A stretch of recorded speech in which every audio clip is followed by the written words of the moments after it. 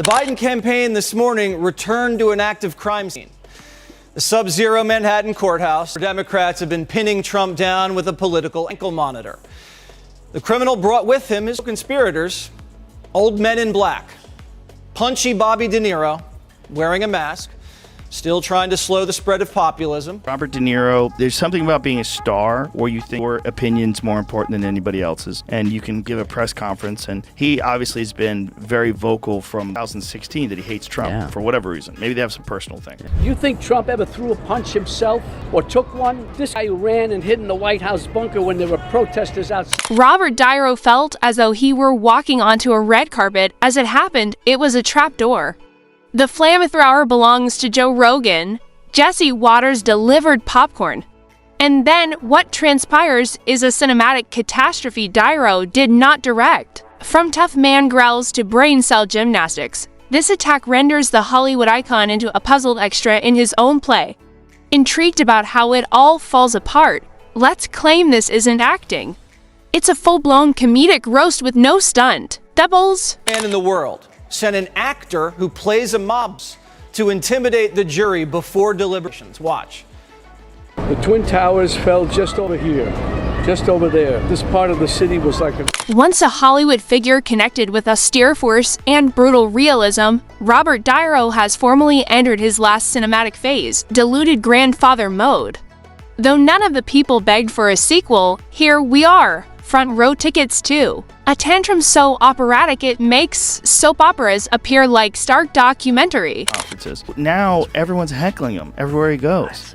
Instead of just being this cranky old bro, now you're this guy that is yelling at other people that are Trump supporters, and they're yelling at you. Like you've opened yourself up to this nonsense. Why? To be gentlemen in this world, Democrats, you are gangsters.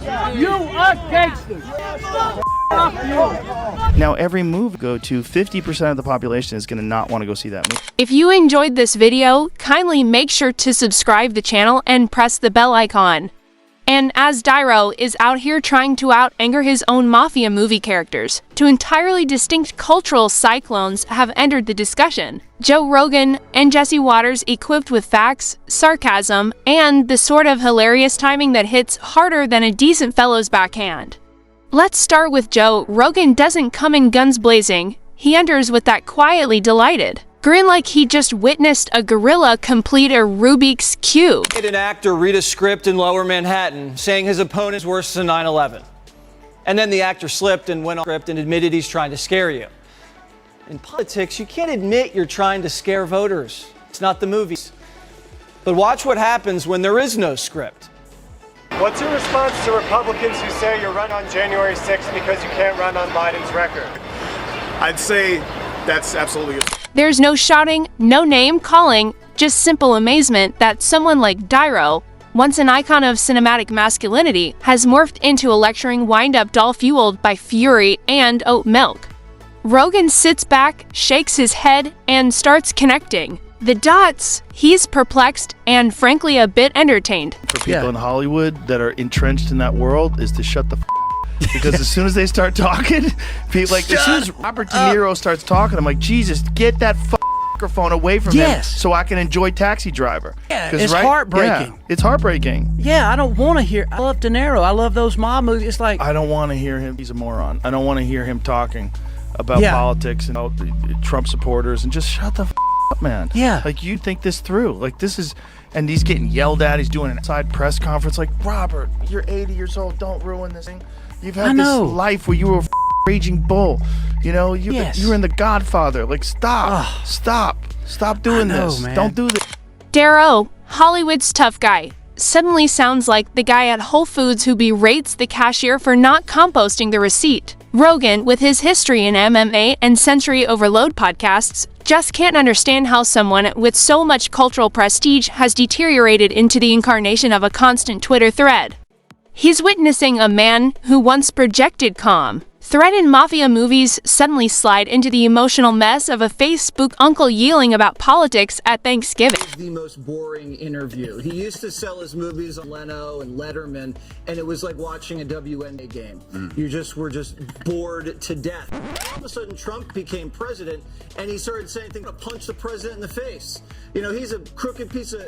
And then all of a sudden, De Niro became interesting during his media tours. And that's the only way now he can get publicity for his film, is by cursing and saying whatever he says the movie's Ezra.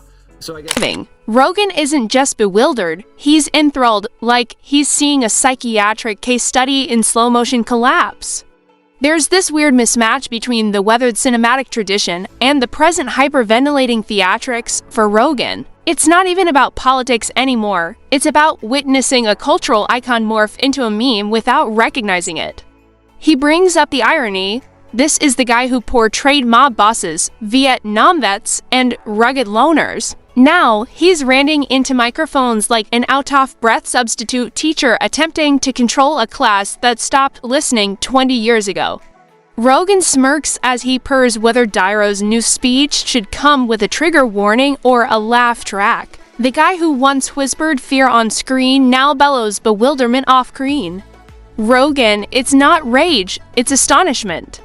How can someone with that much credibility swap gravitas for grievance? He locked up because she's a complete and total idiot.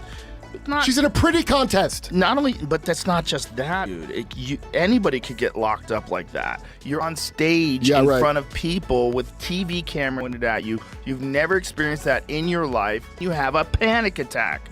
It doesn't mean you're an idiot. That's also Robert De Niro. And why does every phrase sound like it's been penned by a group chat full of perennially aggrieved screenwriters? Rogan leans into the ridiculousness. It's not that Diro changed, it's that the curtain finally dropped, and behind it stood a person who thinks moral superiority comes from speaking louder. The irony isn't lost on Rogan. This is a guy who made cinematic history, representing characters that preserved their cool as the world disintegrated around them. Cool, dangerous with a gaze. But sometime between his previous Oscar campaign and his recent red carpet rage, Diro transformed from still-jawed hero to the person raging at baristas for putting oat milk in his existential crisis. Now, he's not surviving chaos, he's the source of it, setting figurative grease fires because his toast lean a bit too libertarian. Coming up in November. How do you decide who you're voting for? Economy. Whoever tells it how it is. I think about who's better looking. How handsome am I, right? How handsome? Dr. Robert De Niro says you must for Joe Biden or else. Or else. Or else what? Or else the country is going to be destroyed. We're in shape now, right? We're doing great. It might be destroyed. Was the country destroyed the first time? It was on the verge, yes. How? Well, it's a secret. Never rat on your friends, and always keep your mouth shut. I might vote for Biden if Robert De Niro said it. I'm not gonna lie, he's my favorite actors. If he pays me, I don't know, $1 million. Rogan, situated in his normal Zen Meatat snark mode, unpacks the whole train catastrophe, not with hatred, but with that characteristic Rogan. Cocktail, part giggle, part eyebrow raise, all surgical precision. He dissects the gap with frightening ease. Here's a multimillionaire snuggled in Upper West Side luxury, preaching blue-collar Christianity like he's still taking the 6 train with a lunchbox. Where's the money? Watters starts where it hurts. The contradiction, Diro, the so-called defender of truth and justice, today makes less sense than a Hollywood movie co-written by AI and a magic 8-ball. One minute he's calling for togetherness, the next he's having public tantrums that would make a child at Target blush. Watters lifts a brow and thinks aloud. How can someone be so loud and yet so absolutely incoherent? But it gets worse. Watters comes the receipts, not real ones, but the metaphorical sort that sting deeper. He sets out Diro's real-life actions like a highlight reel of Hollywood hypocrisy. Robert De Niro about is 2 things. Awesome movie and divorce. Yeah. Yes. Tell me what happened to you. I would love to ask him about that. With the divorce, tell me what happened if you want to talk about it, and tell me what happened to you with these awesome fucking movies. I don't need to know jack shit about his politics. He doesn't, that's the thing. He just tells you he feels. That's all he's got to say. Yeah, but it's almost like it's almost unfair to have a guy like that on a public show and talk to him about politics. Do you know what it reminds me of? When the... Niro has become the furious oracle of coastal snobbery, lecturing about democracy from a zip code where democracy only exists in the form of wine tastings and pricey sushi. And just when you think Watters is done, he doubles down with a grin that screams, "Let's go again." He calls out the selective anger, the staged morality, and the contrived virtue signaling, all wrapped in fancy scarves and delivered from guarded garages. He portrays an image of a man who equates yelling with significance, limelight with substance. Niro's definition of action now seems to comprise insulting the same individuals he purports to advocate for. Watters doesn't even require fancy effects. His tone alone may deflate an ego. He weaves every punch with sarcasm sharp enough to cut granite. He doesn't only roast Niro, he deconstructs him like a defective statue of self-righteousness, one wavering limb at a time. It's not a takedown, it's an art display illustrating how far one icon may drift from relevancy while yet believing. He's the compass, reminds me of When the Beauty. He doesn't just point out the hypocrisy, he brings it center stage, puts a spotlight on it, and throws in jazz hands for good measure. Niro tries to talk tough, but Watters happily points out that tough people don't weep when someone questions their beliefs. Tough people don't require appreciation for every idea. Excuse me. You're washed up. Donald Trump popping off on the Biden campaign's De Niro stuff, which bombed harder than Robert's last 5 movies. The actor was outside the Trump courthouse, letting his undiagnosed Trump derangement syndrome get the best of him. And even the liberal media idea.